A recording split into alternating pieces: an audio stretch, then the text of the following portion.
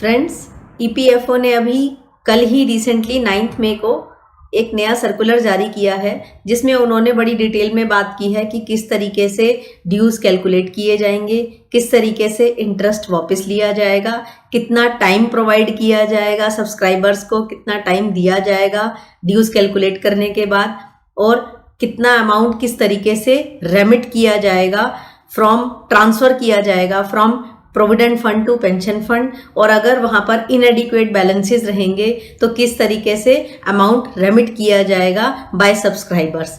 इन सभी क्वेश्चंस का answer EPFO ने दिया।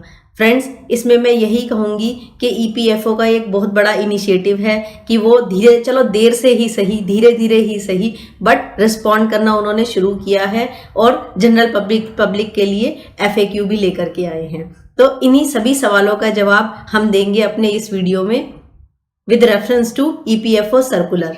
ऑल्सो फ्रेंड्स, ईपीएफओ ने अभी, मैं आपको ये क्लैरिटी दे दूं कि ये क्लैरिफाई बिल्कुल भी नहीं किया है कि कौन सा फॉर्मूला रहने वाला है पेंशन ड्यूज कैलकुलेट करने के लिए, क्या मेथड रहने वाला है, वो अभी तक ईपीएफओ ने क्लैरिफाई नहीं किया है। हालांकि बाकी जो क्वेश्चंस हैं उनके आंसर देना धीरे धीरे ईपीएफओ ने शुरू कर दिया है। तो चलिए देखते हैं ये जानकारी कि किस तरीके से ईपीएफओ ने इंफॉर्मेशन दी है हम सबको। इसका डिटेल में करेंगे एनालिसिस इसी वीडियो में। फ्रेंड्स, व्यूअर्स को ये बात तो पहले से ही मालूम है कि ईपीएफओ ने जो अपनी टाइमलाइन है हायर पेंशन के लिए वो एक्सटेंड करके 26 जून कर दी है। और सेकेंडली ये भी पता है उनके व्यूअर्स को कि जो हायर पेंशन का फॉर्मूला है जो अभी चल रहा है रिसेंटली, वो क्या है, वो है average of last 60 month salary into pensionable years of service divide by 70। और पेंशनेबल ईयर्स ऑफ सर्विस अगर 20 से ऊपर जाते हैं तो 2 बोनस ईयर भी दिए जाएंगे यहाँ पर। तो अगर आपको इसके बारे में डिटेल में बात करनी है या समझना है कि किस तरीके से है तो आप हमारे वीडियो देख सकते हैं। तो फ्रेंड्स, ईपीएफओ ने अपने इस रिसेंट सर्कुलर में अभी ये क्लैरिटी नहीं दी है कि यही फॉर्मूला ही कंटिन्यू रहेगा या फिर इसमें आगे कोई चेंजेस रहेंगे। तो ये क्लैरिटी अभी ईपीएफओ की तरफ से आनी बाकी है, बट आप लोग अपने प्रोस्पेक्टिव कैलकुलेशंस को निकालने के लिए इस फॉर्मूले का अभी यूज कर सकते हैं फिलहाल के लिए। फ्रेंड्स, जैसे कि मैंने पिछले वीडियो में ये जानकारी दी ही कि अमाउंट किस तरीके से कैलकुलेट होगा, ईपीएफओ ने भी अपने सर्कुलर में यही बात बोली है। क्या बताया है ईपीएफओ ने? ईपीएफओ ने ये बोला है सिंपली कि जो आपकी सीलिंग लिमिट है, सीलिंग लिमिट के बारे में भी मैंने डिटेल में बताया था कि भाई जून 2001 से पहले 5000 चल रही थी, सितंबर 2014 के बाद 15000 थी और इन बिटवीन इस पीरियड के दौरान 6500 थी।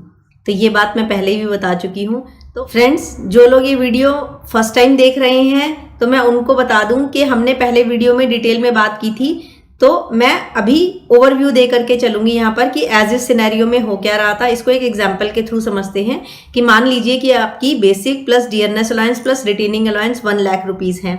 तो यहाँ पर 12% तो एम्प्लॉय का शेयर है और 12% एम्प्लॉयर का कंट्रीब्यूशन है। तो जो एम्प्लॉय का पीएफ में कंट्रीब्यूशन जा रहा है 1 लाख का हो गया 12% 12000, तो वो तो एज इज रहने वाला है, पहले भी एज इज रह रहा था और अभी भी एज इज रहेगा, इसमें कोई भी चेंज नहीं है। अब आते हैं 12000 जो एम्प्लॉयर का शेयर है। तो उसमें एज इज सिनेरियो में मैं बता दूं कि होता क्या है कि जो सीलिंग लिमिट चल रही है 15,000 की, तो 15,000 का हम 8.33% निकालेंगे जो कि होगा 1250 रुपये। तो 15,000 का 8.33 होता है 1250, तो 1250 तो आपके पेंशन फंड में चले गए और प्रोविडेंट फंड में कितना जाएगा, 12,000 जो टोटल ओवरऑल था एम्प्लॉयर का शेयर माइनस कर देंगे हम, जो आपका 1250 है, तो 10,750 आपके एम्प्लॉयर के प्रोविडेंट फंड कंट्रीब्यूशन में चला गया। ये तो है फ्रेंड्स एज ए सिनेरियो।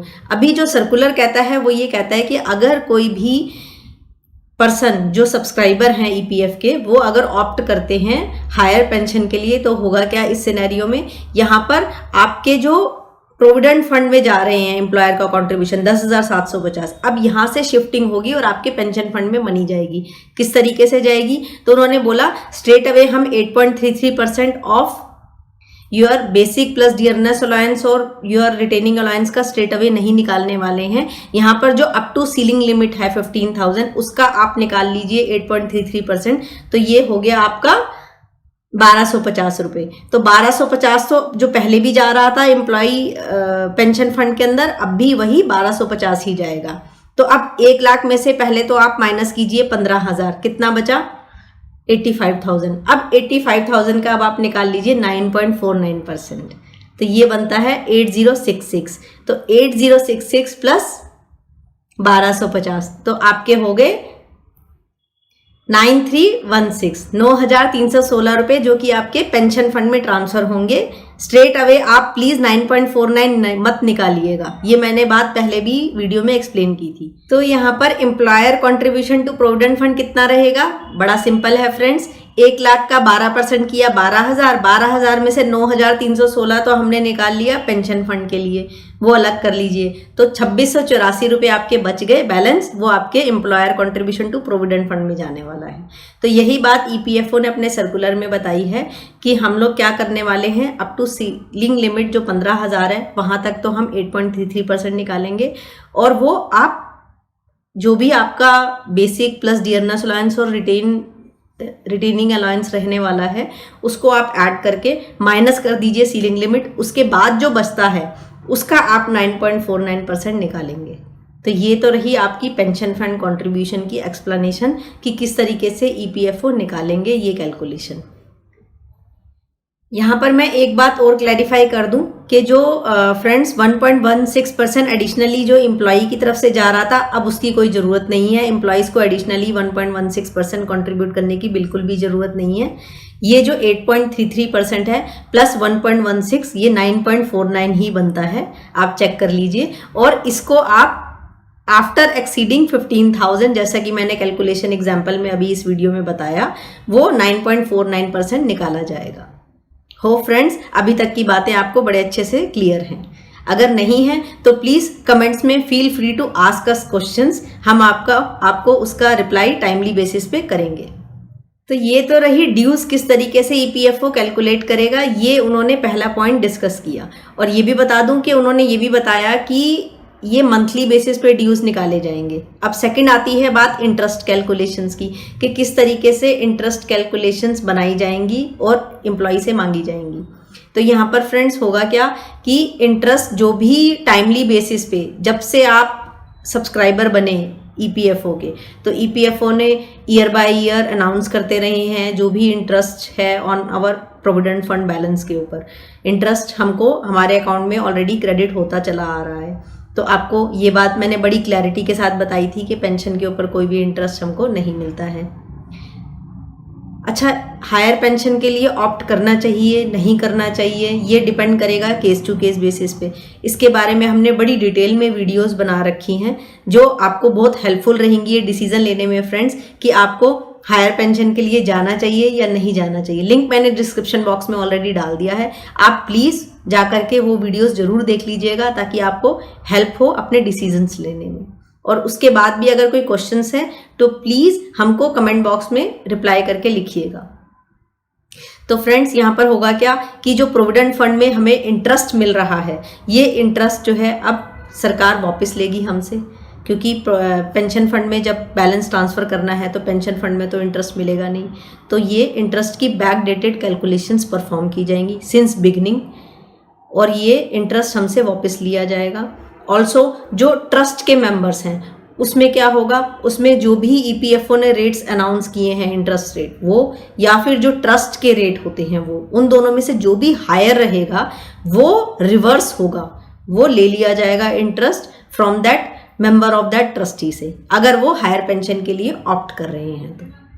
हो फ्रेंड्स, सेकंड पॉइंट आपको क्लियर है as far as interest calculation is concerned.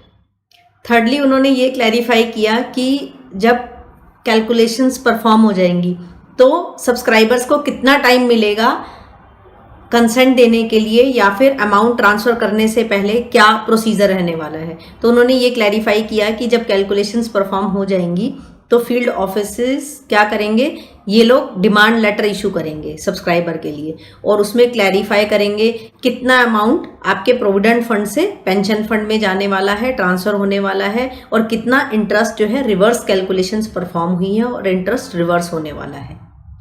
तो इसके लिए आपको 3 महीने का टाइम देंगे ईपीएफओ, और आप उस 3 महीने के अंदर अपनी कंसेंट देंगे। अगर आपके प्रोविडेंट फंड में सफिशिएंट बैलेंसेस पड़े हैं तो आपकी कंसेंट के बाद प्रोविडेंट फंड बैलेंस से पेंशन फंड में बैलेंस ट्रांसफर कर दिया जाएगा।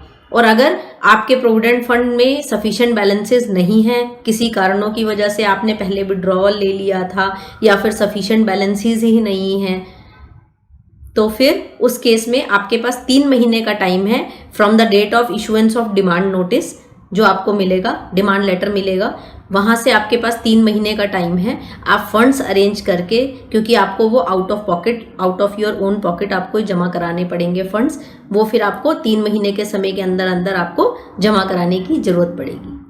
फ्रेंड्स, जो भी डिमांड लेटर्स इशू होंगे या फिर कोई नोटिस इशू होगा ईपीएफओ की तरफ से, वो आपके एम्प्लॉयर्स के थ्रू रहने वाला है, तो आपको अपने एम्प्लॉयर्स के टच में रहना पड़ेगा।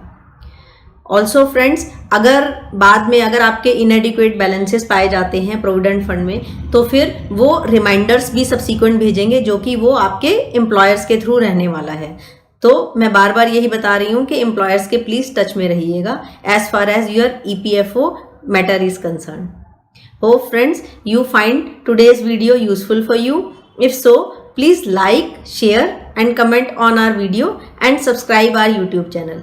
Thanks for watching. Don't forget to like, subscribe and share the videos.